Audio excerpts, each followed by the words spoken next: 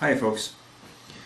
I've been thinking a lot recently about the subject of memory, and especially about tying this into what I already understand about the nature of reality and consciousness. What I'm going to say really illustrates the fact that going on this kind of spiritual journey that I'm on, it isn't necessarily all about reading books and about gaining insights that are given to you by the thoughts of intellectual people.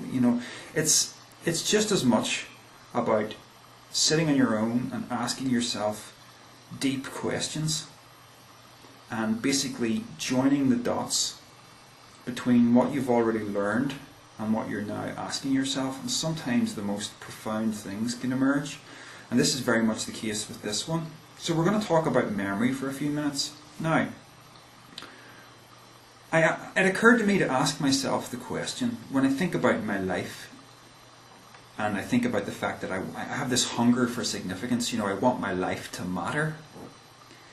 I ask myself the question, what is it exactly that I'm trying to hang on to? When I start to think ahead to my own death and the fact that this life is just going to cease, I wonder, is there going to be an afterlife where I remember the events of this life? And it occurred to me, what is it that I'm really trying to hang on to? Is it this collection of memories that make up my life?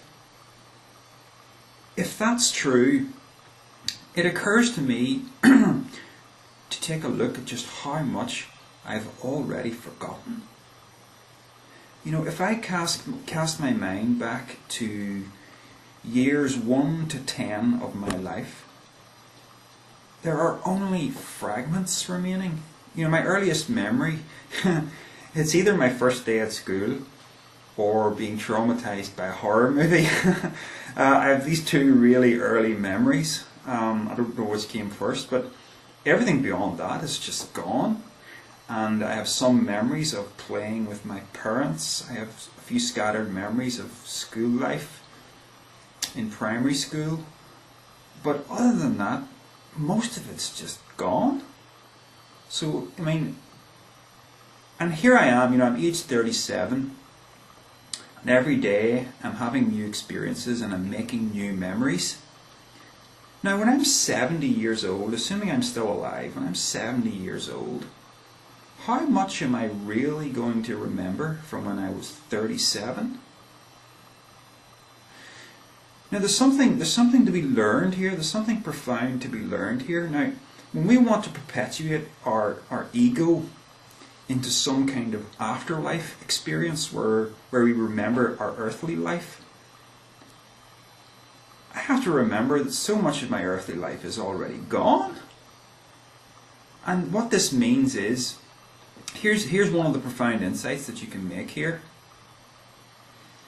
The things that you do throughout your life don't necessarily have some kind of ultimate meaning that's going to be remembered forever.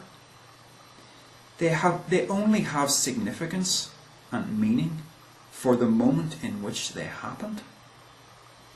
The only things that I tend to remember are things that are a little out of the ordinary and things that are significant.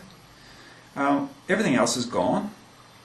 And yet, here's the thing to remember. I feel entirely complete, even though I can't recall much of my life.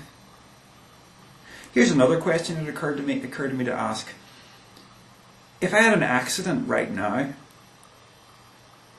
and I forgot everything that I had ever known, my memory was just wiped clean, and I was literally starting again with a blank slate. Okay, that might cause some difficulties and things in my life, and maybe some form of identity crisis. But would I in any way think that I was less myself? You know what I mean? It's like I'm still me, even if I can't remember my life. This is exactly what happens to people, in old age who have Alzheimer's. They're still alive here on Earth, but their memory is just a mess.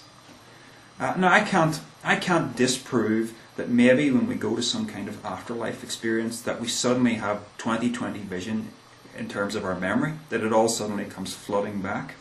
I can't, I haven't crossed over and come back. I can't know that. But it occurs to me, it occurs to me that I feel complete even with a lot of my memories gone. And there's something really significant to learn here, because if you feel complete with missing memories, that communicates something to you about what it is you're really trying to hang on to. And it's not memory, it's just awareness or consciousness, right? It's just the feeling of being alive. And it doesn't really matter what you remember and what you don't, as long as you feel alive. Now, I think this really crystallizes what it is we're really trying to hang on to. When our death is approaching, we don't want our awareness to stop. Now, again, the question then begs to be answered: does awareness stop? Well, to answer that, we have to ask the question: what is awareness? What is consciousness? I remember once watching a kid that I know playing sports, and I was looking at the enjoyment she was having. And I was standing afar from this, thinking philosophically about these ideas that, we're all one consciousness. And I was thinking, even though I am inside this body-mind, experiencing awareness, and she's inside that body-mind, experiencing awareness, what's the common denominator here? We may have different minds, different experiences, but what's the common denominator? We're both experiencing awareness. Now, does the fact that there are two distinct minds and two distinct sets of memories mean that there are two distinct sets of awareness? Two distinct consciousnesses? Not necessarily.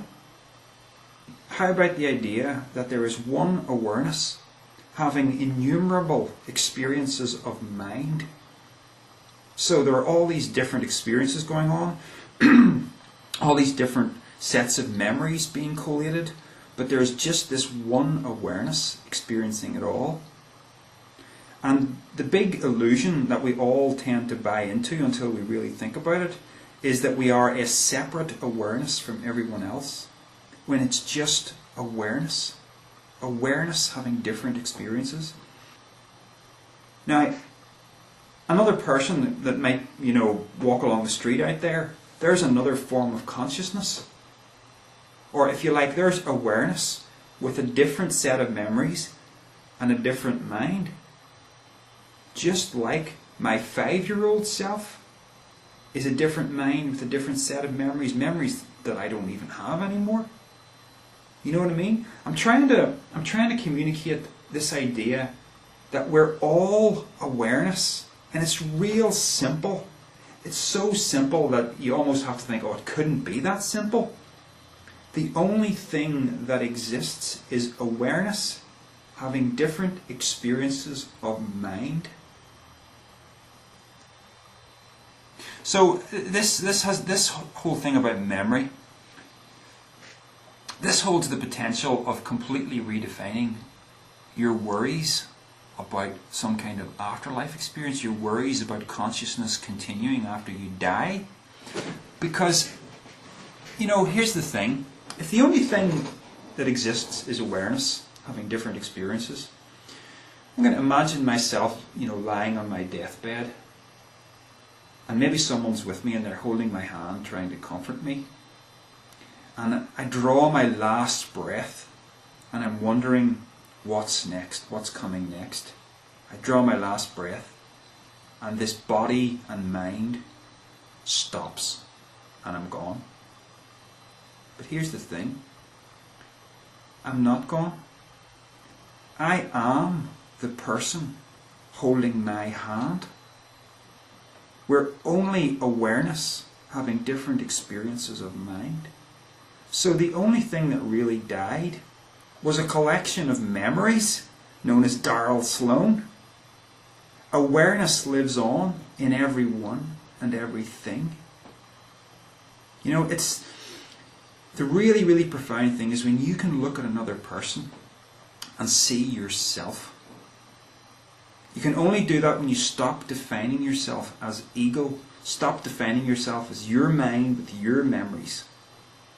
You know, when you look at another person and say, that person is experiencing awareness, and that awareness is me.